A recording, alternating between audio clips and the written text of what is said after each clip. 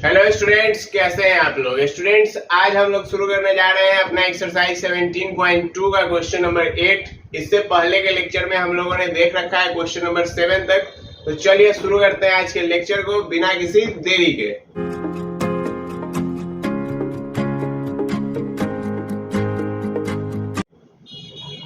देखिए students, question number 8 कह रहा है the pth qth and rth term of an A P are A B C respectively so that a minus b into r plus b minus c into p plus c minus a into q equals to 0।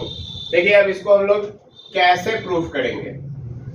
हम लोग मान लेंगे कि first term जो है, let the first term be a and common difference be capital D। First term आपका a हो गया एंड कॉमन डिफरेंस क्या हो गया, कैपिटल D हो गया। ठीक है स्टूडेंट्स, तो देखिए अब यदि आपको पीथ टर्म लिखना है तो आप क्या लिखिएगा। पीथ टर्म जो है वो आपको a दे रखा है, यानी कि a plus p minus 1 into D बराबर क्या दे रखा है, a दे रखा है। उसी तरह क्यूथ टर्म जो है वो आपका दे रखा है b, यानी कि a plus q minus 1 into b into D आपका क्या दे रखा है, b दे रखा है। एंड सेम वे आपका जो है टी आर टर्म आपका क्या दे रखा है, वो दे रखा है सी, यानी कि a plus R minus 1 into D क्या दे रखा है, a plus R minus 1 into D आपको क्या दे रखा है स्टूडेंट्स, ये दे रखा है सी। यहां तक में आपको कोई परेशानी नहीं। चलिए अब देखिए, अब हम लोग क्या करेंगे कि इसको हम लोग पहला इक्वेशन मानेंगे, इसको हम लोग दूसरा इक्वेशन मानेंगे और इसको हम लोग तीसरा इक्वेशन मानेंगे।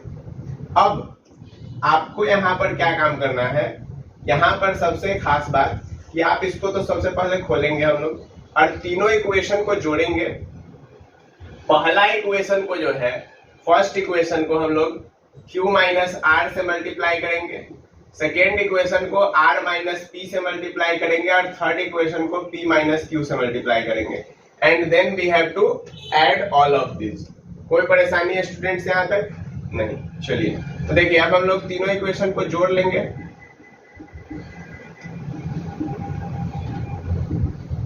तीनों इक्वेशन को जोड़ने के बाद हमारे पास क्या आ जाएगा, a, इसको यदि हम थोड़ा सा खोल के लिखे तो यहाँ पे क्या लिखेंगे, a minus D into Q minus R, और यहाँ पे क्या हो जाएगा, a minus D into Q minus R plus P D.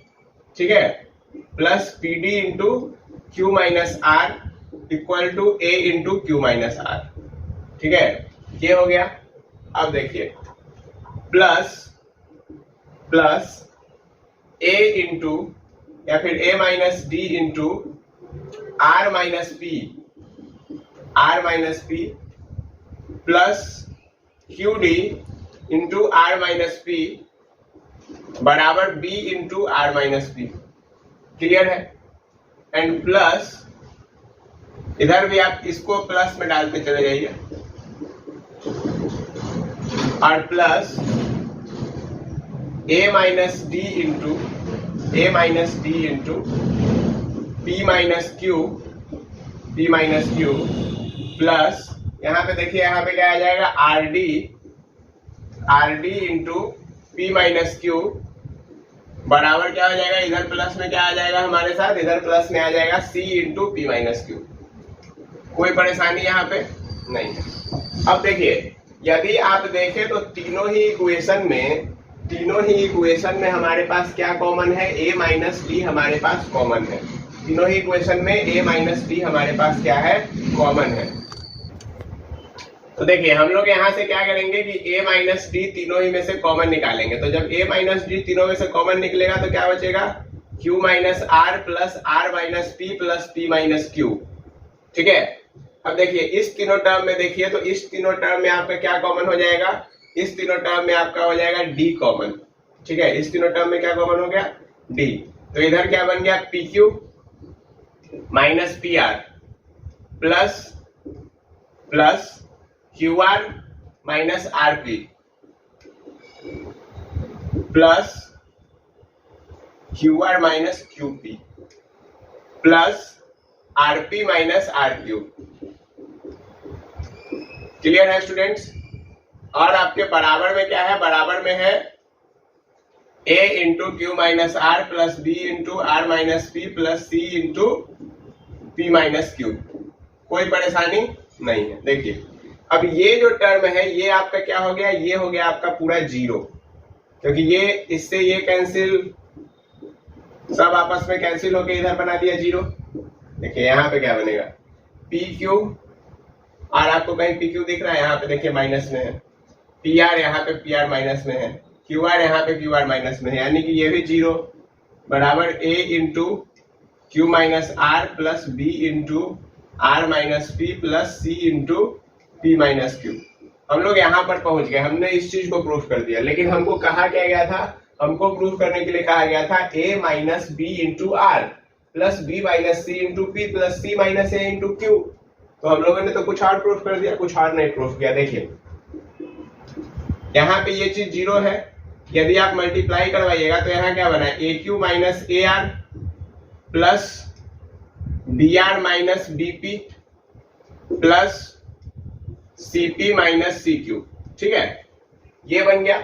अब आपको a और b वाला टर्म देखिए, सबसे पहले आप a माइनस बी बनाइए r के साथ। तो यहाँ पे यदि हम लोग दोनों में r कॉमन ले लें, ठीक है, और साइन चेंज कर दीजिए, इस सबको इधर भेजिए। ठीक है, तो क्या बन गया? A R minus B R, ठीक है, plus BP minus CP plus plus C Q minus A Q बराबर जीरो। ठीक है, अब आप क्या कीजिए? यहाँ से r कॉमन ले लीजिए तो क्या बना? a minus B. यहाँ से p कॉमन ले लीजिए तो क्या बना? b माइनस सी। यहाँ से q कॉमन ले लीजिए तो क्या बना? c माइनस ए बराबर जीरो। क्या हम लोग को यही प्रूफ करना है? देखिए r के साथ a माइनस बी, p के साथ b माइनस सी और q के साथ c माइनस ए, और ये किसके बराबर हो गया? जीरो के बराबर। उम्मीद है आपको ये क्वेश्चन समझ में आया होगा, तो आप इसको नोट कर लीजिए। अब हम लोग चलते हैं क्वेश्चन नंबर 9 की ओर। देखिए स्टूडेंट्स, क्वेश्चन नंबर 9 क्या कर रहा है? Find the first non negative term of the following AP. यानी कि आपको एपी दे रखा है, कितना है? 999, 995, 991, 987 एंड सो ऑन। तो हमको जो है फर्स्ट नॉन नेगेटिव टर्म निकालना है। ठीक है, यानी कि नेगेटिव टर्म जो नहीं होगा, नेगेटिव टर्म निकालना है, नॉन नेगेटिव। ठीक है, तो अब हम लोग कैसे निकालेंगे? सो देखिए, हम लोग ऐसे निकालेंगे कि हमको a पता है, a कितना है बच्चों? 999। अच्छा, b कितना है? 995 माइनस 999 दैट इज -4 है आपका d। क्लियर है? a पता है, d पता है। तो हम लोग को क्या पता है कि यदि हमको फर्स्ट निगेटिव टर्म निकालना है तो ये जो है ये जीरो से बड़ा होना चाहिए n का वैल्यू। ठीक है, tn जो है वह जीरो से बड़ा होगा। अब यदि ऐसा होता है, ठीक है, तो देखिए क्या होता है। यदि ऐसा होता है तो देखिए क्या होता है। देखिए यहाँ पर जो है आपका, जब आप इसको सॉल्व करिएगा, tn का वैल्यू हम क्या बोले? Less than zero. तो जब लेस देन जीरो हो रहा है तो यानी कि a plus n minus 1 into D जो है यह लेस देन जीरो है। a का वैल्यू 999 है plus n minus 1 into minus 4 है, ये लेस देन जीरो हो गया। तो यहाँ से यदि आप देखें तो 999 प्लस 4 माइनस 4n ये लेस देन जीरो हो गया। तो ये यदि देखें तो जोड़ के कितना आ जाएगा? 1003 minus 4n is less than zero. यानी कि इसको आप जब उस साइड भेजिएगा, तो ये बन जाएगा 4n इज ग्रेटर देन 1003, यानी कि n is greater than 1003 by 4, that is approx 250 point something. ठीक है, दैट इज अप्रॉक्स 250.75। ठीक है, n का वैल्यू जो है वह कितना है? 250.75 से बड़ा, यानी कि n जो है, n का वैल्यू कितना हो जाएगा स्टूडेंट्स? 251। समझ में आया कि जब भी आपको कहे निगेटिव टर्म तो मेन आपका क्या मुद्दा होना चाहिए कि tn जो है वह लेस देन होगा किससे? जीरो से। ठीक है, और उसके बाद आप फिर जो है वहां से n का वैल्यू निकालेंगे। लेकिन हमसे फर्स्ट निगेटिव टर्म पूछ रहा है कि वह टर्म कौन सा होगा। तो n जो है, n कितना होगा? 250 फर्स्ट टर्म जो है वह फर्स्ट निगेटिव नंबर हमको देगा, तो यानी कि हमको t251 भी निकालना पड़ेगा। तो वो कितना हो जाएगा? a plus 251 -1 into -4। ए कितना है हमारे पास 999, तो 999 माइनस, देखिए ये 251 में से 1 घटा है तो कितना हो गया 250, और 250 को 4 से गुनाएंगे तो कितना आ जाएगा 1000, यानी कि 999 माइनस 1000 यानी कि -1 आपका जो है फर्स्ट निगेटिव टर्म होगा। कोई परेशानी है स्टूडेंट्स? इस सवाल में कोई प्रॉब्लम नहीं है। चलिए अब हम लोग बढ़ते हैं क्वेश्चन नंबर 10 की ओर। देखिए क्वेश्चन नंबर 10 क्या कह रहा है, क्वेश्चन नंबर 10 कह रहा है in an AP if mth term is n and nth term is m, mth term n है, nth टर्म m है, तो आपको pth टर्म निकालना है। देखिए tm आपको n दे रखा है और tn आपको क्या दे रखा है, tn आपको m दे रखा है। बहुत बढ़िया। तो tm यदि आपको n दे रखा है तो यानी कि a plus m minus 1 into D का वैल्यू आपके पास n है, एंड tn यदि आपको m दे रखा है तो यानी कि a plus n minus 1 into D का वैल्यू आपको m दे रखा है। कोई परेशानी यहाँ पे नहीं। अब हम लोग को pth टर्म निकालना है, ठीक है। क्या निकालना है, pth टर्म निकालना है, तो यानी कि हमको क्या निकालना है tp, तो tp निकालना है तो ये क्या होगा, ये होगा a plus p minus 1 into D, यही होगा tp। यदि हमको a plus p minus 1 into D चाहिए तो बेसिकली हमको क्या चाहिए, बेसिकली हमको चाहिए d का वैल्यू और a का वैल्यू। क्या चाहिए, d का वैल्यू और a का वैल्यू। तो d का वैल्यू और a का वैल्यू कैसे निकालेंगे, देखिए इसको हम लोग मानेंगे फर्स्ट इक्वेशन, इसको मानेंगे सेकेंड इक्वेशन। अब हम इसको क्या करेंगे, solving first and second equation. देखिए क्या होगा, a plus m minus 1 into D equals to n and a plus n minus 1 into D equals to m। Okay, दोनों इक्वेशन को क्या कर दीजिए, सब्ट्रैक्ट कर दीजिए, तो a कैंसिल हो गया, a कैंसिल। तो यहाँ पे देखिए, यहाँ पे क्या बचा, यहाँ पे बचा m minus 1 into D minus n minus 1 into D बराबर क्या हो जाएगा n माइनस m के। तो यदि अब हम देखें गौर से तो ये बना md minus D minus nd plus D equals to n minus m, d से d कैंसिल आउट। तो यहाँ पे बन गया m minus 1 sorry m minus n into D का वैल्यू कितना आ गया, m माइनस n के साथ आप एक माइनस कॉमन ले लीजिए, इसको कैंसिल कर देगा ये। तो यानी कि यहाँ से d का वैल्यू कितना आ गया बच्चों, d का वैल्यू आया -1। ठीक है, कोई परेशानी। अब जब हम d का वैल्यू इस इक्वेशन में डालेंगे, या तो पहला में डाल लीजिए या फिर दूसरा में डाल लीजिए। d का वैल्यू किसी एक इक्वेशन में यदि हम डालें तो देखिए a बराबर क्या आ जाएगा, a plus m minus 1 into minus 1 बराबर है क्या, n के।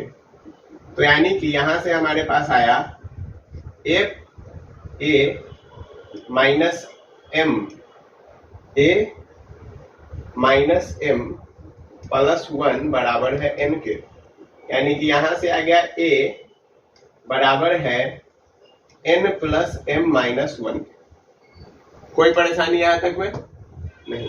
चलिए तो अब हमको क्या निकालना है, अब हमको निकालना है pth टर्म। तो देखिए हम pth टर्म यहाँ पे निकाल रहे हैं, तो tp निकालना है हमको। tp क्या बताया था हमने, होगा a plus p minus 1 into D. Very good.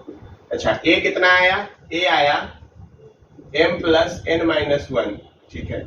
और p माइनस 1 इंटू डी कितना है, d का वैल्यू है -1। Very good. यानी कि इसको जब हम सॉल्व करें तो m plus n minus 1 minus p plus 1 ये आ गया। कोई परेशानी नहीं। देखिए -1 से p को मल्टीप्लाई किया, -1 -1 -1 प्लस -1 और +1 कैंसिल हो गया, तो tp क्या बना, pth टर्म यानी कि m plus n minus p। Clear है स्टूडेंट्स? कोई परेशानी आपको इन दोनों सवाल में? उम्मीद है नहीं आया होगा। तो आज के लेक्चर में हम लोग इतना ही रखते हैं, फिर हम लोग मिलेंगे नेक्स्ट लेक्चर में नेक्स्ट क्वेश्चंस के साथ।